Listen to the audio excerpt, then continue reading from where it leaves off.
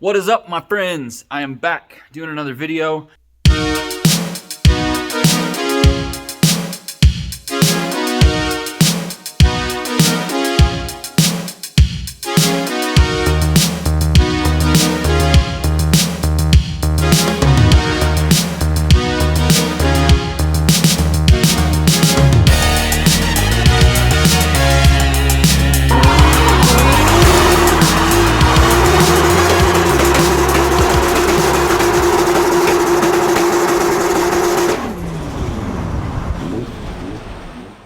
This one is on the Chaser. If you watched my last video, you saw that I did not win the JZX90. And the only reason I'm going to say is because I had fuel problems. And it was cutting out and it was going lean under boost and nothing but problems. Really, really frustrating because Friday and Saturday the car ran perfectly. As soon as we started comp, literally the second we started comp, all these problems started with the fuel. Low fuel pressure, and we had no symptoms before that. So that's really frustrating because we had almost no time to figure it out. And even though I did try a bunch of things in the 30 minutes or so we had at the track, and Russell helped me out. Congrats, Russell. He ended up winning. And in the time between he was doing his battles, he was over there helping me pull the fuel pump out. Stand up dude. And he ended up winning the event. Definitely deserved it. Awesome driving. Good job, Russell. Anyways, so now I'm back. I really want to figure out what's going on with this car. Let's talk about what we know. If you haven't watched that video, you'll see that what we did was the first thing we did was pull the fuel pump out and replace it. Thank you, Rudy. Rudy gave me an AEM pump that he had in his trailer. It was rated for less fuel than my pump that we took out of there, but I thought, you know what, it should be enough for what we need, or at least it's going to make a difference. We had the exact same problem, so I know it's not the fuel pump, okay? We pulled the fuel pump out after that, again, to check it again to look for anything, and we noticed that the line had ripped between the pump and the pressure. Right, so it was blown out. I thought that's got to be the issue. We missed it the first time. That's definitely what's wrong with it. Fix that up, same problem. Okay. Then we raised the fuel pressure on the fuel pressure regulator under the hood. Base pressure went up, but it still dropped pressure under boost, almost exactly the same. So fuel pressure regulator, I think, is out of the equation. Not necessarily, but that didn't fix it. Sorry, increasing pressure didn't fix it. That's not to say there's not something wrong with the fuel pressure regulator. Then I pinched off the return line with vice grips. Same thing. Base pressure went up, but it lost pressure under boost. So I'm back to thinking it's not a regulator or return issue. We have two fuel filters in line. There's one right here. This one I believe is a fiberglass element. And then we have this one back here. They're both the same filter. Sorry, both the same canister. This one has a mesh screen. This one we pulled out at the track. This one I have not pulled off yet. So this is a potential issue right here. We're going to pull that off and check it. And then aside from that, I'm going to pull off everything from right here, which is an adapter that goes from the stock lines. The stock lines go up into the trunk. So there's a potential issue between here and the tank. But then there's the soft lines that we added from here to the filter and then all the way up to the fuel rail, through the second filter and then up to the fuel rail. So I'm going to pull all the lines off the car that I can access and then look for any potential issues there, blow through them, make sure there's nothing in there. Aaron Losi was telling me at the track, he's like, one time I had a dead bee in my fuel lines that would be moving around back and forth, causing all these intermittent fuel pressure issues. And so I'm thinking there's got to be something in my line. That's like, I keep going back to that because it's such a weird problem and it went away for a while. So I don't know. Either way, I'm making this video so I can show you guys step by step what I'm going to go through to diagnosis, because now the car's on a lift. We have time to properly look at it. Stuff that we couldn't do at the track. I tried everything I could think of in the time frame we had with the tools we had and the abilities we had at the track.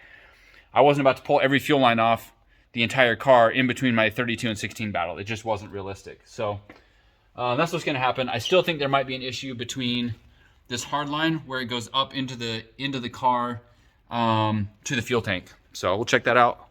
And I'll try and document everything that I do on this from this point until I figure out. I'm going to figure out what's going on with this tonight. It's driving me absolutely insane, and it's got to be ready for Drift Week. So for once in my life, I did a really good job of tying these lines up with more than just zip ties. So now it makes it a little bit harder to get them off. Come on.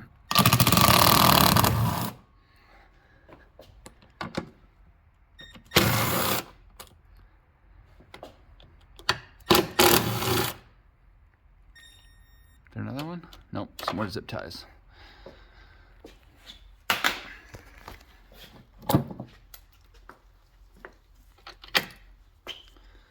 All right, maybe I'll pull that filter off now and look inside this one.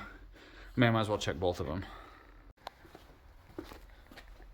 Brought it back over to my favorite vise in the shop. Sorry, Mill, I have to borrow your vise here. I cracked it open when you guys weren't looking. Let's see what we got in here.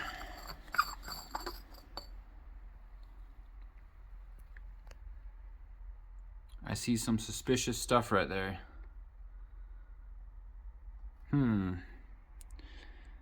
That is a Fuel Lab filter in there. Let's knock this stuff out of here and see what we got.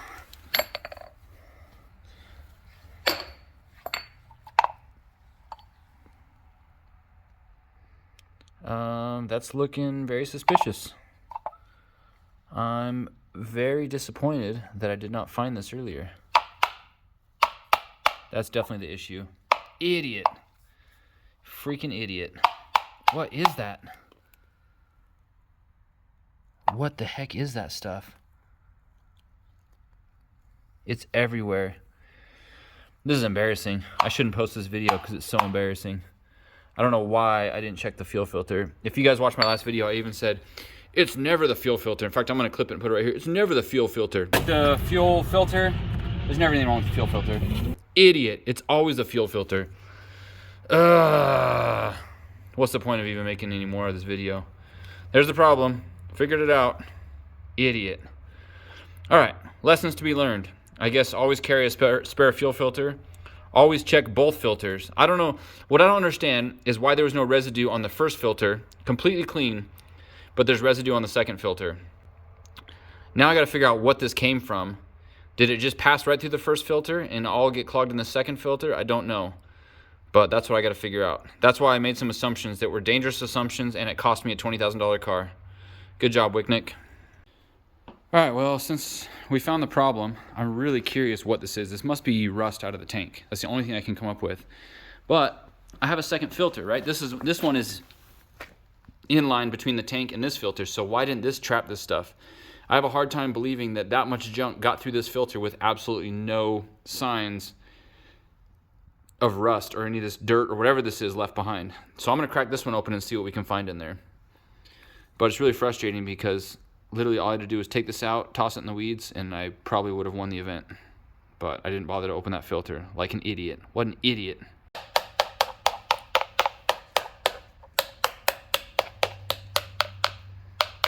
Didn't even have to toss it in the weeds. I could have just sprayed it out with brake cleaner, but nope. Anyway, this is a 10 micron paper filter, I think, and we just ordered a 6 micron fiberglass filter. So I don't know if the ethanol isn't good for this or what, but I just decided to go with a different filter. All right, this is the one that I checked at the track, so I'm pretty sure I know what I'm gonna find, which is nothing. Looks clean.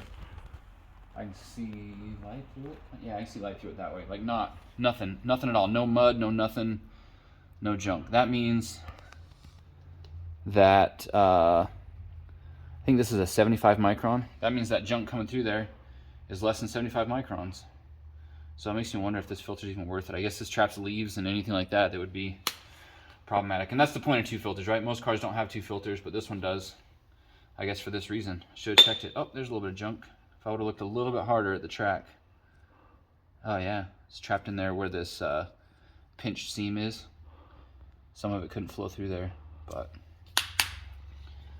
I always preach about being thorough in your diagnostics, and this was not thorough at all. Super disappointed in myself. Can't blame anyone but myself. And those are the, you know, these are the hardest learned lessons, but I definitely learned something from this one. That's it. I don't have the filter to change it, so that's it for this video. Thanks for watching, guys. It's a short one, but I wanted to show you guys what happened. Don't be an idiot like me. Bye.